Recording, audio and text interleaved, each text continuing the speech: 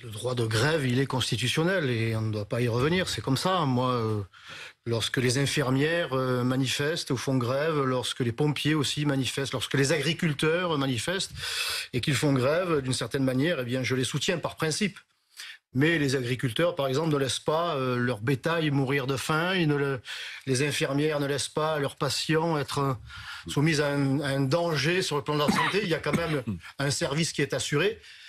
Alors que cette grève qui a été celle dans les qui a impacté les stations-service et donc les Français, qui a pris en otage les Français, c'est insupportable. C'est inacceptable de prendre un pays comme ça en otage parce qu'il y a aussi ce droit fondamental que de pouvoir continuer à travailler. Ces artisans, ces commerçants, ces infirmières, ces policiers, on a vu des policiers pousser leurs véhicules faute de carburant. Donc ça, c'est tout à fait inadmissible. Alors, le droit de grève, il doit être conservé, mais ne doit pas devenir une arme politique, je dirais, utilisée par les syndicats qui, dans ce cas précis, on voulait plus au gouvernement qu'à une réalité sociale. Stéphane Ravier, vous y serez, vous, ce soir ? Non, je rentre, vous rentrez à Marseille, mais je serai, j'ai l'impératif à Marseille, mais je serai au rassemblement, je participerai au rassemblement qui est organisé samedi matin à Aix-en-Provence. Vous assumez, vous ? Ah, totalement, totalement. Parce que moi, voyez-vous, cher monsieur, ce que je considère comme étant abject, c'est l'acte lui-même, c'est le criminel, pas celui qui dénonce le crime.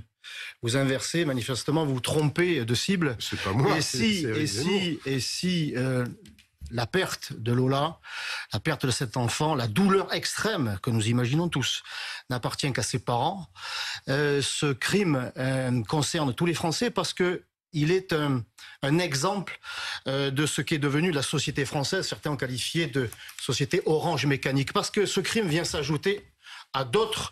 Je rappelle ce qui s'est passé à Marseille avec ce clandestin tunisien qui a égorgé au cri de Allahu Akbar Laura et Morane. Je rappelle le meurtre de Marie Bélène. Personne ne se souvient de Marie Bélène, qui a été une jeune Marseillaise qui a été tuée à la sortie du métro, la station de métro La Timone à Marseille.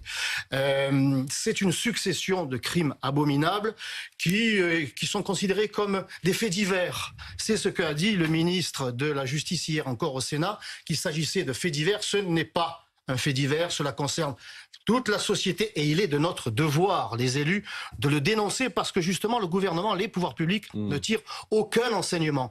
Ils ne changent pas de politique, c'est toujours le même laxisme en matière de politique migratoire dans son ensemble et en matière de politique migratoire clandestine, les ordres, les OQTF, on l'a dit, réalisés, se sont effondrés. Aucun pays du monde ne supporterait ça. Aucun pays du monde ne supporterait ça. Je vais prendre un exemple, si vous permettez. L'Algérie, par exemple. L'Algérie, depuis 2014, a expulsé des dizaines de milliers de clandestins et elle a eu raison de le faire. Il n'y a que la France qui ne le fait pas. Et voilà les drames que l'on subit.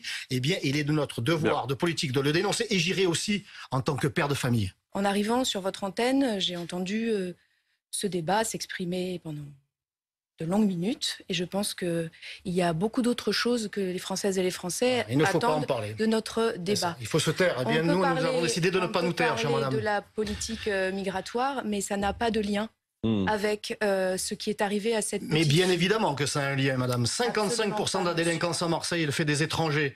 C'est la même chose à Lyon et à Paris. Cela a une influence directe, mais vous le niez. Vous êtes dans le déni. Et n'avez-vous pas, vous, instrumentalisé l'affaire George Floyd aux États-Unis? N'avez-vous pas utilisé ce gamin migrant que l'on a retrouvé noyé sur la plage? Alors il faudrait savoir, soit vous n'instrumentalisez rien, vous avez une démarche sélective. Les migrants qui meurent dans la Méditerranée, quant à Marine Le Pen, d'autres personnes qui meurent dans la Méditerranée, il n'y a qu'eux qui traversent la Méditerranée sur des canaux de sauvetage. Eh bien, il faut les en empêcher, madame. Il faut les en empêcher, madame. Il faut mener une politique en amont. Barboter dans la mer Méditerranée. Il faut les en empêcher, madame. Dans tous les périls. Il faut les en empêcher. Parce qu'ils sont migrants, ça oui. S'ils viennent chez nous, c'est parce qu'ils sont assurés qu'ils obtiendront toutes les aides nécessaires qu'ils n'obtiendraient pas chez eux. Il faut leur faire savoir qu'en venant en France, ils n'auront plus rien et il n'y aura plus de drame. Comme ça se fait en Australie, vous voyez. En Australie, si vous venez ici, vous n'aurez rien. Eh bien, ils n'y vont pas. C'est comme ça que ça doit se passer ici. Ravier. J'ai répondu, me semble-t-il. La douleur de la perte d'un enfant. Non. La famille demande qu'il n'y ait pas de récupération politique. Elle a même demandé qu'il n'y ait pas de manifestation. Il y en avait une prévue à Paris. C'est son droit de le demander. Mais c'est un peu plus qu'un droit. Monsieur Toussaint, c'est notre devoir. C'est notre devoir de rappeler que les pouvoirs publics auraient pu éviter ces drames, et qu'ils ne tirent toujours pas les enseignements de cette série de meurtres abominables commis par des étrangers en situation irrégulière. C'est notre devoir de le faire. Alors que Marine Le Pen ait décidé de ne pas y participer, je rappelle qu'elle avait décidé d'y participer le matin, et puis l'après-midi, elle a changé d'avis. Marine Le Pen n'écoute plus les Français, elle n'écoute plus que ses conseillers. Elle se bunkérise dans l'Assemblée nationale. Mais nous sommes au contact des Français qui sont demandeurs, justement, de politiques qui prennent leurs responsabilités.